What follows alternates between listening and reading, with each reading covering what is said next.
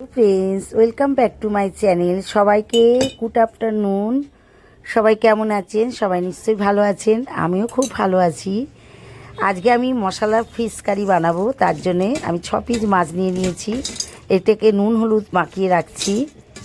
এবার তেলে ভেজে নেব মাছটাকে।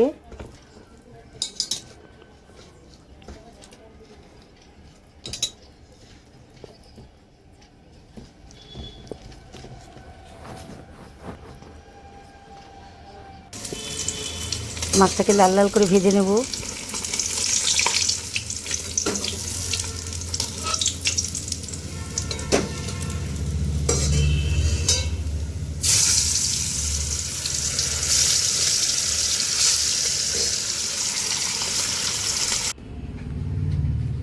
মাছ ভাজা হয়ে গেল।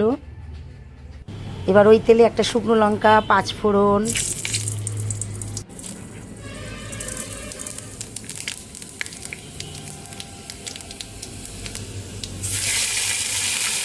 আদা বাটা, আদা জিরে একসঙ্গে বাটা, হলুদ গুঁড়ো, টমেটো পেস্ট, ভালো করে কষবো। মশলাটা যতক্ষণ তেল না ছাড়বে ততক্ষণ ধরে কষবো।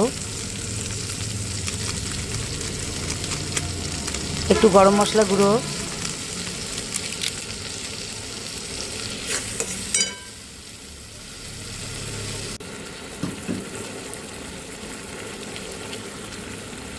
লঙ্কা বাটা, কাঁচা লঙ্কা বাটা, এটা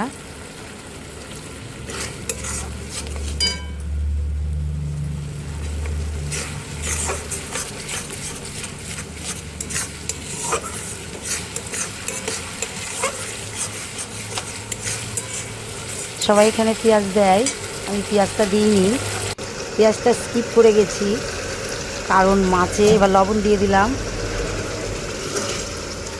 দিয়ে এবার মাছটাকে দিয়ে ভালো করে কষবো। কষে এক বাটি, ছোটো বাটির 1 বাটি জল দেবো, দিয়ে মাছটাকে ফুটতে দেবো।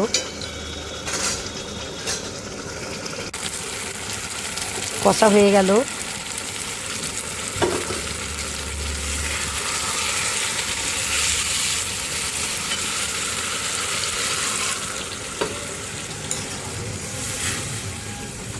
এবার মাছটা একটু ফুটবে।